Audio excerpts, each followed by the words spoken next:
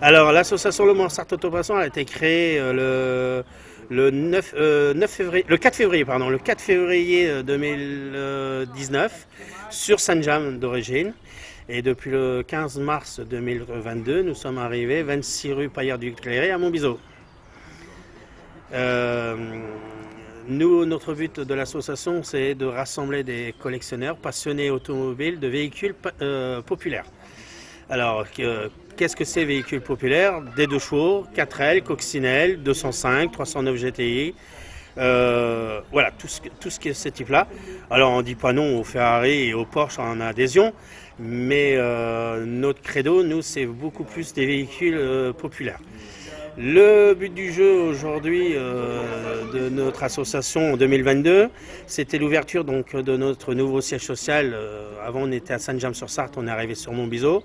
C'était de pouvoir accueillir nos bénévoles et adhérents et faire aussi de la restauration un peu plus en sécurité et un peu plus professionnelle, en restant quand même que des amateurs et des bénévoles de vieilles voitures.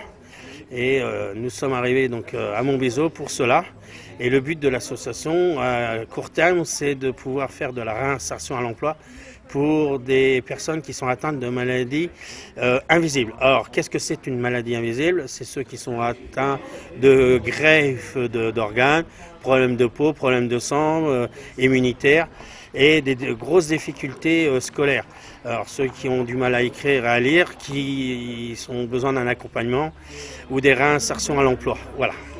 Combien avez-vous d'adhérents dans votre association? Alors nous sommes à peu près une vingtaine d'adhérents, parce que dès qu'une personne devient adhérente chez nous comme partenaire, devient partenaire chez nous, devient obligatoirement adhérent et actif dans notre association.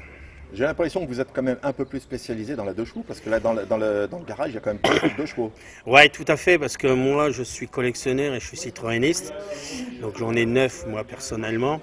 Et mon mécano, Benjamin, lui, il en a une petite vingtaine entre l'atelier, chez lui et chez ses parents. Oui, on est un peu plus orienté Citroën. Mais ma trésorière, là, qui est en train de préparer le barbecue, elle est 4L. Et son mari est plutôt mobilette. Voilà. Ça fait là combien de voitures que vous restaurez? Alors au club, la première elle est là, donc elle est à côté de nous. C'est la première qui sort du local parce que ici on l'a nommé le local. C'est le nom qu'on lui a donné et ses propriétaires viennent la chercher tout à l'heure en début d'après-midi. Célina, vous allez bientôt prendre possession de cette 2 chevaux qui est assez mythique aujourd'hui. Pouvez-vous nous en dire la raison? Parce que c'est une histoire de famille. Exactement, donc c'est la 2 chevaux de mon grand-père. Et donc du coup, on a récupéré la 2 chevaux pour la rénover, pas à neuf, du coup, pour pouvoir garder un peu les souvenirs du grand-père dans la 2 chevaux. Et c'est pour ça qu'on s'est orienté vers l'association. En fait, sortie du garage, elle paraissait très très belle. Même présentée à Johan, elle paraissait correcte. Avec peu de rénovation à faire, et puis petit à petit, quand on a un peu gratté un peu partout, en fait on s'est rendu compte qu'il y avait énormément de choses à refaire dessus. Le grand-père avait fait plein de modifications et finalement, même si elle était restée dans un garage, elle avait quand même pas mal de rouille. Il y avait un petit problème de châssis, il y avait des petits soucis à droite à gauche, pas mal de rouille, une peinture à refaire, la capote qui semblait intacte, en fait au final on a dû la changer, les sièges étaient morts, enfin il y avait énormément de choses à faire dessus. Mais au premier abord, vous ne vouliez pas refaire autant de travaux. Vous vouliez la garder d'origine. Voilà. Oui, et après, du coup, effectivement, l'intérêt, c'est de pouvoir lui redonner un petit coup de jeunesse pour qu'elle puisse repartir plusieurs années, en fait, pour qu'on puisse en profiter sur les rallyes, sur des virées en famille, etc. Donc, du coup, c'est vraiment pour avoir aussi une voiture qui soit prête à prendre la route et du coup, à faire 500 km, ce qu'elle va faire dans pas longtemps, quoi, du coup. Vous êtes venu en BM là, pour venir chercher la 2 chevaux. Oui. Vous allez repartir donc, avec la 2 chevaux, ça va rouler moins vite. Un petit peu, mais justement, c'est ça l'idéal aussi. C'est un autre rythme de vie, un autre rythme de circulation, une autre façon de vivre. Alors, il y a eu quelques petits sous-entendus tout à l'heure, tous les deux, en ce qui concerne la restauration de la voiture. Vous pouvez nous en dire un petit peu plus? La restauration, déjà, elle a pris 2 ans donc, à cause du Covid. Donc ça a été un peu un grand challenge pour nous parce que c'est la première qui sort du local. Premier gros défi, parce que Madame Cacheux, je ne la connaissais pas avant, mais maintenant oui. Et nous faire confiance dans une jeune association qui avait à peine 1 an et demi. J'ai trouvé aussi le challenge qui était sympa. Et puis moi qui n'ai pas ma première de show, je me suis dit pendant la période Covid, eh ben, on va pouvoir faire une belle voiture. Je suis un peu fier quand même de mon résultat, en simple amateur. Alors, il y a eu aussi des copains qui sont venus nous aider, hein, parce que tout seul c'est pas évident, mais pendant la période les copains aussi nous sont venus nous aider. Et moi je trouve qu'aujourd'hui le résultat est là, et puis c'est un petit peu aussi maintenant la chouchoute, la vitrine de l'association, parce que quand on sort l'association, on sort la deux chevaux, et puis elle brille, elle est belle, et voilà. Tout à l'heure, vous disiez qu'il y avait une petite, entre parenthèses, mauvaise entente en ce qui concernait la remise en état de la deux chevaux.